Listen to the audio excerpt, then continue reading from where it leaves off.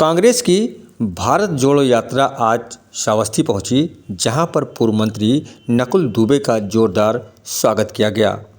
Congress party के कार्यकर्ताओं ने इस यात्रा का जमकर स्वागत किया और नारेबाजी की। यात्रा का नेतृत्व कर रहे पूर्व मंत्री नकुल दुबे ने कहा कि भारत जोड़ो यात्रा देश के आमजन के हर मुद्दे को संज्ञान में लेने की यात्रा है। उन्होंने कहा कि बेरोजगारी चरम पर है और युवाओं का शोषण हो रहा है। व्यापारी जीएसटी से परेशान हैं, यहाँ तक कि जीएसटी टीम लोगों के लिए मुसीबत बन के आई है। पान की दुकान हो या सब्जी के ठेले, हर जगह जीएसटी टीम छापे डाल रही है और जनता को परेशान कर रही है। किसानों की हालत दिन प्रतिदिन दयनीय होती जा रही है। सरकार उन्हें खाद तक नहीं दिला पा रही है। उन्होंने कहा कि आमजन अपनी जीविका चलाने के लिए संघर्ष कर रहा है। कोई ऐसी ज़रूरत की चीज़ नहीं बची जिसके रेट आसमान न छू रहे हों। पार्टी पूरे देश में मुख्य विपक्ष की भूमिका निभा रही है।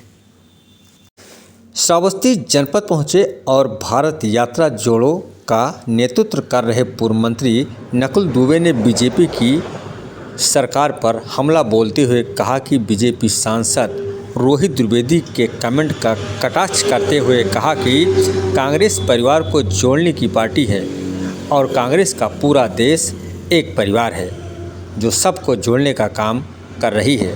1942 में गांधी जी ने भारत जोड़ो आंदोलन की अगुवाई की थी। आज राहुल गांधी भारत जोड़ो आंदोलन की अगुवाई कर रहे हैं। पूरा भारत एक दिन एक होगा। जो लोग देश को जोड़ने और तोड़ने और बेचने का काम कर रहे हैं। बीजेपी जहां पहले राशन देती थी, वहीं बाद में बुलडोजर लेकर पहुंचती है। वहीं पर श्रावस्ती में इस यात्रा का दिकौली मोड़ पर कांग्रेस कार्यकर्ताओं ने जमकर व जोरदार स्वागत किया। आपको यह भी बता दें कि बहराइच व श्रावस्ती के कांग्रेस पार्टी के कार्यकर्ताओं ने पहुंचकर भारत जोड़ो यात्रा का जोरदार स्वागत किया। यह यात्रा दिकौली मोड़ से होते हुए गिलौली, घोरमा, चेतिया, गिलौला होते हुए इकौना पहुंची, जहां पर वहां भी कार्यकर्ताओं ने गर्मजोशी के साथ भारत जोड़ो यात्रा का स्वागत किया। इकौना में मोहम्मद हाजी रमज़ान ने भी भारत जोड़ो यात्रा का गर्मजोशी के साथ स्वागत किया और यात्रा में शामिल हुए, जहां पर सैकड़ों की संख्या में कार्यकर्ताओं ने सड़क पर भारत जोड़ो यात्रा का मार्च भी किया। तस्वीरें आपके सामने हैं, जहां नकुल दुबे बस के माध्यम से भारत जोड़ो यात्रा का पहुंचे दिकौली मोड़ पर, जहां पर सुरक्षा व्यवस्था के जगह जगह इंतजाम भी रहे और कांग्रेस कार्यकर्ताओं ने नकुल दुबे का जोरदार स्वागत किया और यह यात्रा के दौरान जगह जगह उनका माल्यार्पण भी किया गया।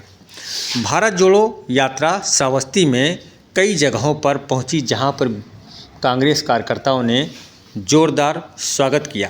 तस्वीरें आपके सामने हैं, जहां कांग्रेस कार्यकर्ता भारत जोड़ो यात्रा के तहत मार्च करते हुए नज़र आ रहे हैं। यह तस्वीरें दिकौली की है और उसके बाद दिकौली से गिलौली व घोरमा परसिया कॉलोनी होते हुए गिलौला और उसके बाद यात्रा इकौना पहुंची, जहां पर कांग्रेस कार्यकर्ताओं ने इस यात्रा का जोरदार स्वागत किया।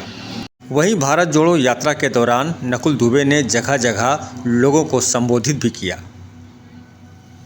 भारत जोड़ो यात्रा की शुरुआत की है पूर्वांचल में, खास तौर से ये यात्रा कहां तक जाएगी और इसका उद्देश्य क्या है? देखिए, वैसे यात्रा तो पूरे हिंदुस्तान में चल रही है और हम सब लोग परम आदरणीय श्री राहुल गांधी जी द्वारा दिखाए गए रास्ते पर आज पूरे हिंदुस्तान को एक करने के उद्देश्य से ज़िले ज़िले में जा रहे हैं। उत्तर प्रदेश के 75 जिलों में यात्रा चल रही है और आज उसी क्रम में कल हम लोगों ने लखनऊ में यात्रा की, उसके पहले हम लोगों ने बाराबंकी की है, आज श्रावस्ती कर रहे हैं। कल हम लोग बलरामपुर करेंगे, परसों बहराइच करेंगे, फिर गोंडा करेंगे, फिर रायबरेली करेंगे।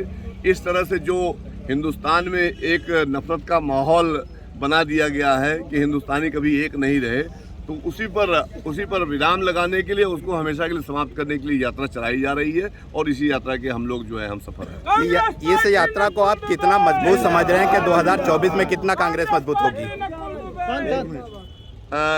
क्या पूछा आपने? 2024 में ये यात्रा कितना रंग लाएगी ये बताएं। देखिए, मैं पुनः फिर आपसे अनुरोध कर दूं, इस यात्रा को चुनावी रंग कदापि न दिया जाए।